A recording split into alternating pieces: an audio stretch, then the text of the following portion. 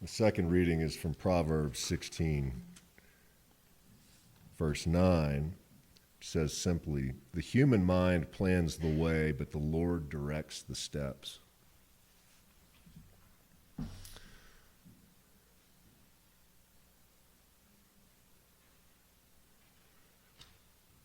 You know, the idea of planning is an interesting one. Several years ago, back when GPS technology was still pretty new in cars, a friend of mine who worked for an energy company flew into, I think it was West Virginia, in the middle of the night, and his job involved choosing sites for new power plants. And so he was often traveling to unfamiliar places. He picked up his rental car from the Hertz desk, a late model Toyota Camry with a GPS device about the size of a cinder block perched over the gear shift. And he entered the address of his motel and he headed out from the rental car complex. And as the city lights faded behind him, he was strangely comforted by the calm, periodic voice of a woman with an Australian accent issuing directions. In 20 miles, take exit 210. In 500 feet, turn right. In 250 feet, turn left. Continue straight for half a mile. Even though the road ahead didn't look particularly inhabited, he trusted the technology. He had faith in the system. Until eventually the pavement gave way to a lonely dirt road. Turn left, turn right, turn left. And then the road simply ended. A dead end. And at that exact moment, the GPS screen went completely dark. It stopped working, no warning, no explanation. So there he was, alone at the end of a dirt road in a place he did not know, with his one device of direction, suddenly silent. Does that ever happen to us? Spiritually or otherwise, do we find ourselves alone in the dark at the end of a dead end, with nothing looking familiar anymore? What happens when our best laid plans don't work the way we expected? When our internal spiritual GPS seems to go dark? Maybe a parent declines quickly into dementia. We lose somebody before their time. Maybe a relationship with one of our children becomes strained over something that seemed insignificant at first. Maybe there is a pandemic. How do we keep the flicker of hope alive when the map no longer matches the road? My father-in-law's personal motto is prior planning prevents poor performance. It is perhaps ironic that I'm the one giving this sermon and not him. When I asked Mary Ellen if it was indeed his motto as I remembered it, she replied, "You mean the opposite of you?" It's totally fair. I will freely admit that I am resistant to what I call planner mind. I've tried. I've taken Dale Carnegie courses. I've earned Franklin Covey certifications. My most recent attempt has been the Monk Manual, which is a faith-based planning system inspired by a 14th century monk. All have met with roughly the same result, which is abject failure. I simply struggle to envision life more than 24 hours at a time. And yet here I am, continuing Peter's sermon series, Summits of Hope. Over the past weeks, we've reflected on how hope begins with desire. Carl Jung once said that deep down, every person carries a fundamental image of God, and that much of our life's work involves connecting our outer lives to that inner reality. We then lay those desires over our dreams, both conscious and unconscious, and begin to aspire towards something more.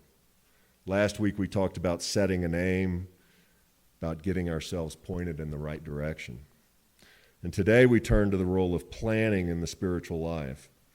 Many of us were taught explicitly or implicitly that faith means not planning, that planning signals a lack of trust, that if we were really faithful, we would simply wait for God to tell us what to do. But life doesn't seem to work that way, and neither does Scripture. Because the truth is, most of us plan constantly. We plan our trips, our families, our finances, our careers, our retirements, our care for aging parents, our hopes for our children, even our attempts to become better human beings. Planning is not a spiritual failure, it is a human instinct. The deeper question isn't whether we plan, it's what we believe our plans are for. Are they meant to secure the future, to protect us from disappointment, to guarantee particular outcomes? Or are they something else entirely, a way of showing up faithfully with intention while acknowledging that we do not control what comes next? Scripture says the human mind plans the way, but the Lord directs the steps. That sounds less like a warning and more like an invitation. An invitation to plan, yes, but to plan as people who know the map is not the way, that the future is not ours to command, and that God meets us not just at the destination we imagine, but in every unexpected turn along the way. So let's begin here because this matters deeply. Planning is not the opposite of faith. Scripture never suggests that faith requires passivity or irresponsibility. The Bible assumes planning is part of ordinary life. Farmers plant, builders measure, parents prepare, communities organize. Even Jesus, who trusted God completely, spoke about counting the cost, discerning timing, and preparing for what lay ahead. What Scripture does question is the spirit in which we plan. James puts it bluntly, "Come now, you who say, today or tomorrow we will go to such and such a town and spend a year there, doing business and making money, yet you do not even know what tomorrow will bring." James isn't condemning calendars, he's confronting presumption. The problem is not that people make plans. The problem is that they speak as if the future belongs to them. James names a truth we resist, that our lives are fragile, contingent, and unfinished. You are a mist, he says. That appears for a little while and then vanishes. Sounds pretty bleak, but it's actually an invitation to humility, to honesty, and ultimately to freedom. Because when we stop pretending we control the future, we can finally be present to the life that we are actually living. Many of us don't plan simply to prepare, we plan to protect. We plan to manage anxiety, to prevent pain, to make sure nothing unexpected happens. When the plan works, we feel safe, and when it fails or simply changes, we feel unmoored. Sometimes our distress isn't because the situation is unbearable, but because the plan was doing emotional work it was never meant to do. Planning quietly becomes a substitute for trust. Proverbs gently interrupts that illusion. The human mind plans the way, but the Lord directs the steps. Notice what it does not say. It doesn't say that we shouldn't plan. It doesn't say that God punishes planners. It doesn't say that faith eliminates the need for preparation. It says something subtler and harder, that we plan the way, God directs the steps. The plan is not discarded, but it is not ultimate either. Here's a question worth sitting with. What if planning is not about control, but about faithfulness? Control asks, how do I guarantee a particular outcome? Faithfulness asks, how do I show up wisely to what is mine to do today? Control demands certainty. Faithfulness practices presence. James reminds us tomorrow is not promised. Proverbs reminds us direction unfolds step by step. Together they invite us to hold intention while opening to the great mystery. To plan faithfully is to say, this is what I know, this is what I hope, and this is what I'm responsible for. And then to add honestly, the rest is not mine. One of the quiet lies that we absorb is that God waits for us to get everything right before showing up. But Scripture suggests the opposite, that God meets people on the way. Abraham leaves before knowing the destination. Moses steps forward while still doubting. The disciples follow without a full map. Even Jesus prays with a plan and then releases it. God doesn't require certainty. God responds to movement. Planning at its best is not confidence, it is participation. We live in a culture obsessed with optimization, 5-year plans, projections, parenting roadmaps. None of these are wrong, but when planning becomes our primary coping mechanism for uncertainty, it erodes trust. James calls us back to a simpler phrase, if the Lord wills. Not as piety, not as hedging, but as realism. We do not know what tomorrow will bring, and yet we act, and that is faith. We plan not just for ourselves, but for others. We plan for our children. Communities plan for the vulnerable. Churches plan to serve. Planning is an act of love. But love must remain flexible. People change, needs shift, life interrupts. Holding plans lightly allows love to remain responsive rather than rigid.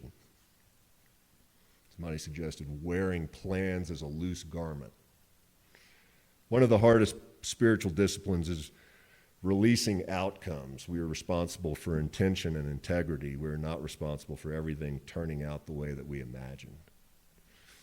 James calls us mist, not to diminish us, but to free us from omnipotence. Proverbs reminds us that direction belongs to God, not to absolve us, but to accompany us. We are not alone on the road. So where does this leave us? Planning is a way of showing up, not taking over. Presence is where God meets us. Faithfulness is measured not by certainty, but by courage. The map matters, and the river still flows. And in our technological age, perhaps there is wisdom in this. When a GPS doesn't know what to do, it never says you're lost.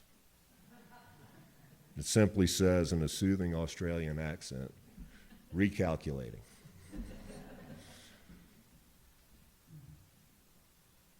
So let me close with this.